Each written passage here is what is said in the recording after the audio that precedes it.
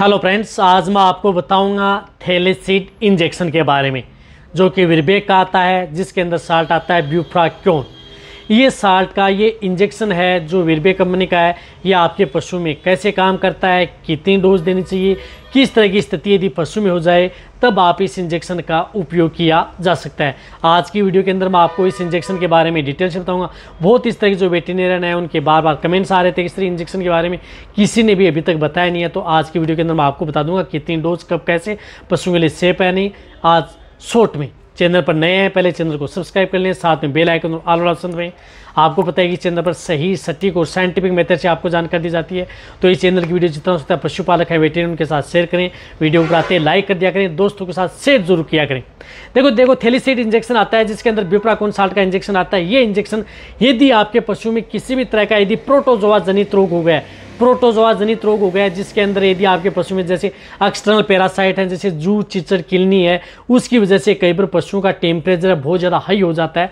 कहने का मतलब है कि 106 डिग्री फ़ारेनहाइट से ऊपर यदि पशुओं का टेम्परेचर बना रहता है, टेम्परेचर टूटता ही नहीं है, यानी पशुओं का तापमान यदि टूट नहीं रहा है, हाई टेम्परेचर है, और यदि आपने कई तरह के इंजेक्शन है उसमें यदि आपने लगवा लिए जो टेम्परेचर तोड़ने के लिए फिर नहीं आ रहा है, तो ये इंजेक्शन आपका वेटरनरियन ही उस तरह की स्थिति में ये इंजेक्शन लगाता है। लेकिन सही डायग्नोसिस यदि आपके पशु में जिस प्रकार से प्रोटोजोआ जनित रोग हुआ या नहीं, और जिस प्रकार से बेबियोसिस, थैलेरियोसिस, एनाप्लाज्मोसिस, किस तरह के यदि रोग बने हुए उस तरह की स्थिति में यदि टेम्परेचर नहीं टूट रहा है, तो उस तरह की स्थिति में इस तरह के इंजेक्शन है वह पशु में लगाए जाते हैं। लेकिन वह भी डायग्नोसिस करके कि इस तरह की स्थिति में लगाना है या नहीं।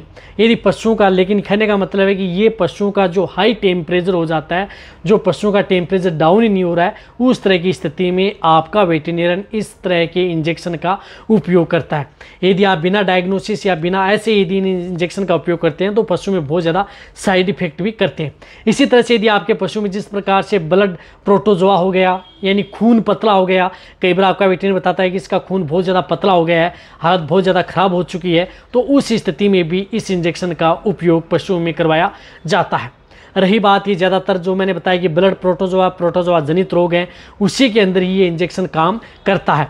और जो पशुओं का टेम्परेचर है जो हाई हो जाता है, उस स्थिति में ऐसा नहीं है कि हीट स्ट्रोक की वजह से टेम्परेचर हाई हो गया, उस स्थिति में आप ये इंजेक्शन लगा दें, तब आपके पशु में फ़ायदा नहीं नुकसान भी कर सकता है। तो ये इंजेक्शन यदि आपके पशु में 1 ml पर 20 kg बॉडी वेट इसकी डोज होती है, यानी जिन पशुओं का वजन 20 kg है तो 1 ml, तो 400 kg का पशु है तो उनमें आपको ये 20 ml, जो 20 ml की वायल आती है, तो 20 ml आपको एक साथ ये इंजेक्शन ओनली ऑन इंट्रामस्कुलर, ये सिर्फ और सिर्फ मांस में लगने वाला इंजेक्शन है, वह भी डीप इंट्रामस्कुलर।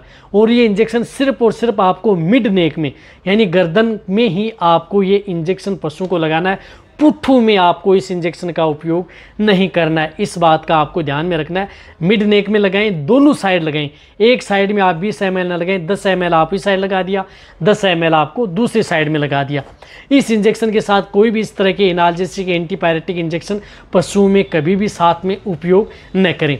वैसे ये इंजेक्शन है आपके पशु में प्रेग्नेंट पशु हैं उनके लिए भी ये सेफ इंजेक्शन रहता है। लेकिन ये इंजेक्शन एक बार लगने के बाद में आप 72 से 96 घंटे तक, यानी 3 दिन से लेकर के 4 दिन तक आप इसको कभी भी रिपीट नहीं कर सकते।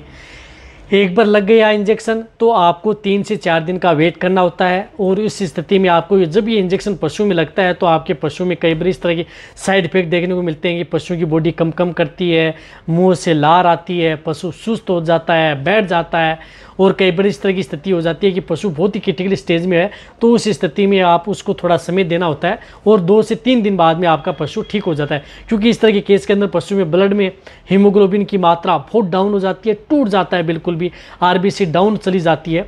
तो ये इंजेक्शन है इस तरह के केस के अंदर, कहने का मतलब है कि ब्लड प्रोटोजोआ बहुत हाई टेम्परेचर जो कई दिनों से टूट नहीं रहा है, पशु का अदर जो आपने इंजेक्शन लगा लिए बेरिनिल, प्रोजोमिन, फिर भी पशुओं का टेम्परेचर कंट्रोल नहीं हो रहा था, उसके बाद में ये इंजेक्शन आपका वेटरनरियन अपने जो पशु हैं उस तरह की स्थिति में लगाया जाता है। पशुपालक तो कभी भी इस तरह के इंजेक्शन का उपयोग कभी भी नहीं करना चाहिए, अन्यथा पशु की डेथ भी हो सकती है। एक और मैं बता रहा हूँ, यदि आपने गलत तरीके से ऐसे इंजेक्शन यदि लगा दिया, टेम्परेचर आपने मान लिया कि ऐसे टेम्परेचर बढ़ाओ, कई बार तो इन्फेक्शन या अदर इस चीज़ की वजह से भी कई बार पशुओं का टेम्परेचर हाई हो जाता है। डायग्नोसिस करके ही, सिम्टम्स के आधार पर ही इस इंजेक्शन का उपयोग पशुओं में करवाया जाता है। ये इंजेक्शन 20 ml आपको 1400 MRP के में मिलता है, लेकिन आपको मिलता है आपका, हालांकि महंगे ज़रूर आते हैं लेकिन रिजल्ट इन इंजेक्शन का बहुत अच्छा आता है। तो ये वीडियो जितना हो सकता है शेयर करें। इसी तरह से आप मेरी वीडियो देखते रहें। थैंक्स, धन्यवाद।